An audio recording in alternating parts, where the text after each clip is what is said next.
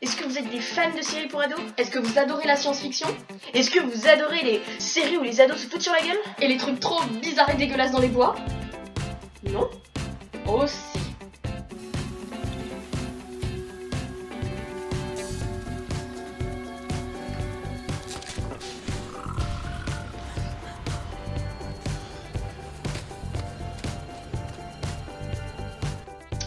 Ah oui, en effet.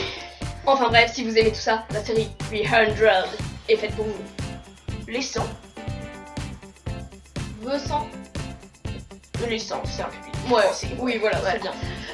Bref, la série Les 100 est faite pour vous. Tout de suite, notre générique. Parlons peu. Parlons bien. Parlons série.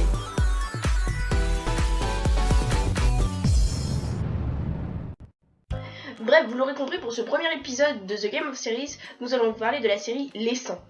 Donc c'est une série qui passe sur la chaîne américaine CW et en France sur la 14 et sur Sci-Fi. Donc c'est une série qui a 2 saisons, dont la première est de 13 épisodes et la deuxième de 16. Alors, l'univers des 100 se passe dans un futur où la Terre a été rendue invivable à cause de trop de radioactivité et les survivants sont regroupés dans ce qui s'appelle l'Arche. Ce qui concerne l'Arche, c'est en fait un regroupement de plusieurs stations spatiales, donc c'est un peu l'équivalent de la Station spatiale internationale de nos jours. Elle regroupe 12 pays, je crois. Mais comme dans cette arche, ils n'ont presque plus d'oxygène, eh bien ils vont envoyer 100 adolescents prisonniers sur Terre pour voir si elle est encore vivable. En ce qui concerne les 100 prisonniers qui sont envoyés sur l'arche, ce sont des prisonniers, ils n'ont pas le choix. Parce qu'il y a une certaine politique sur cette arche qui fait que les personnes qui sont majeures sont directement envoyées dans l'espace. Donc envoyées dans l'espace, donc ils meurent quoi. Mais ceux qui sont en dessous de 18 ans et qui font une certaine infraction, même mineurs, sont emprisonnés. Donc c'est ce qui se passe de ces moins de 18 ans. Et c'est après ces moins de 18 ans qui sont envoyés sur Terre. Allez, instant Louise Dokucha, c'est mon heure de gloire.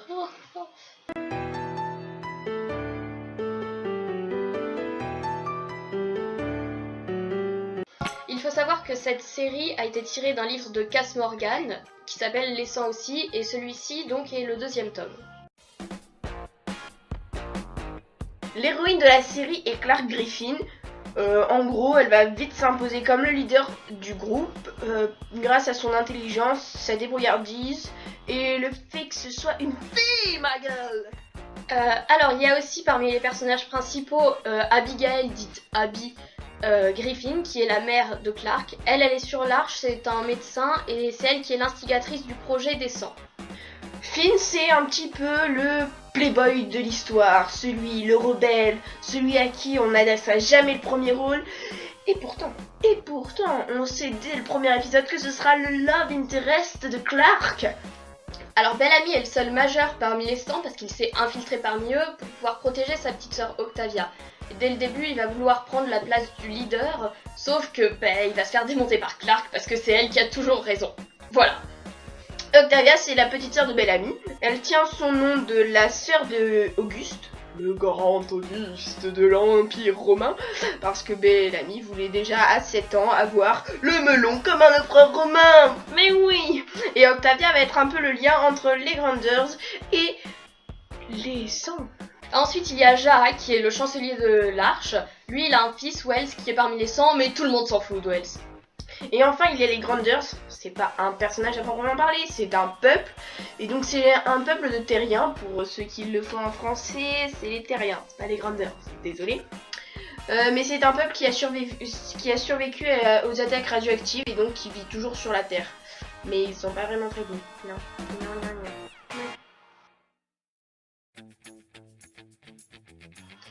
Bon, déjà, on va commencer par les points négatifs.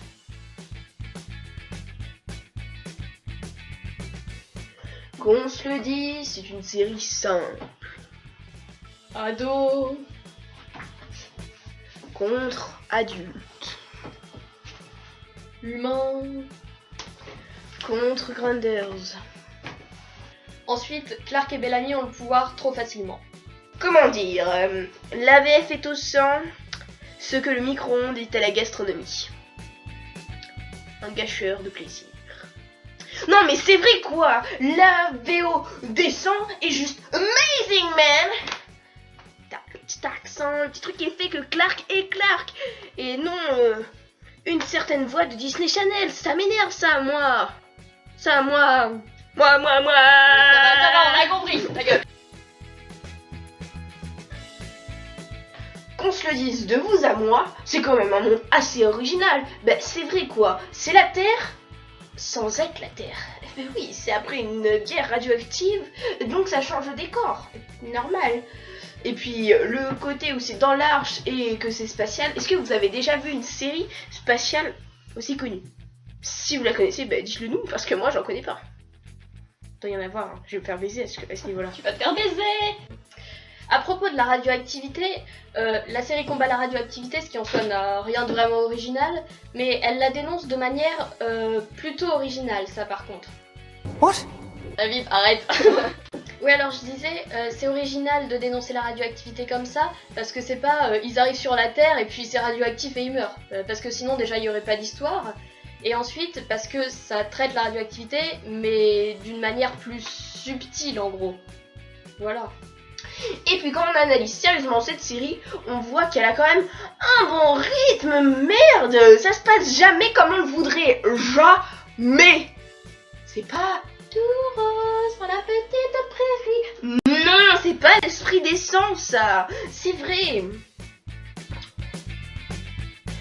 Je une pause s'il vous plaît. Et puis après on reprend tout de suite, voilà. La mort d'un personnage, une radio qui ne marche pas, des bracelets qui ne fonctionnent plus. Et voilà, c'est l'essence ça. Merde. Bref. Donc finalement, malgré quelques petits défauts, le bilan est plutôt positif sur cette série. En conclusion, si vous aimez les bonnes séries entre ados, Si vous aimez les séries qui se passent dans un monde apocalyptique, les différents dans une société qui est prête à disparaître, et bien sûr les romances entre ados, cette série est faite pour vous.